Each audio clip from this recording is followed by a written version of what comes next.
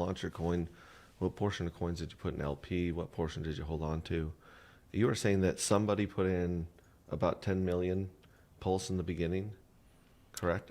Yeah, so what it looks like when you go back and you look at the chain, it looks like it started with just a tiny amount of LP, like very, very small. But that grew within 24 hours in the beginning. You can actually measure this for yourself. If you go look at a chart and you see, you can like basically hold shift and then click and then measure, let's measure some time. There was only $1,400 of volume traded in the first 2 days, 12 hours. So to get these kinds of returns, like 123 million% returns in the first 2 days, 8 hours, it implies that there was a very small amount of liquidity to start with to get those kinds of, that ratio of price performance relative to volume coming in, for sure. I'm surprised that liquidity, especially as important as it is in crypto, why it's not something on the charts where you could actually see a line or a graph on the bottom of the screen showing the liquidity raise and fall. That would be pretty sweet. Or am I thinking, did I just You're invent 100%. something that already exists? Well, so yeah, you're talking about.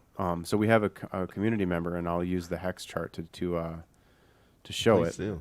So if we got, if we're looking at hex Ethereum here, you can pull up a chart of you can pull up the histogram and actually have it load in on a chart, so you can see where the liquidity is at relative to the price. So here you can see where it's sitting. So this is a little bit different than PulseX. This is Ethereum Uniswap v3 pools. So they're a little bit of a different technology than what we're dealing with on PulseX. But you can actually see where there's bands of liquidity sitting. The general flow of these sorts of things is where there's smaller bars, there's more volatility. That's the way to think about this is, so the least amount of volatility would happen inside of here because it's the tallest, or the bars that push the farthest to the right. So that means there's more hex sitting here for sale than there is here, for example. That's simple enough.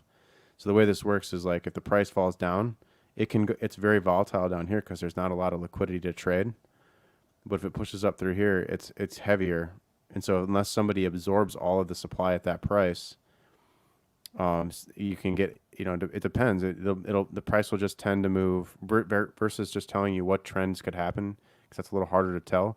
I can just say that if price falls down into where there's less liquidity, it's likely to get snapped back because big sell off, big pump back, but there little amount of money transferred versus up here where there's slower, more methodical moves, more money is being transferred, more volume is required to make the chart move. So this is the equivalent of jumping through the air, and this is the equivalent of like trying to run through a swamp.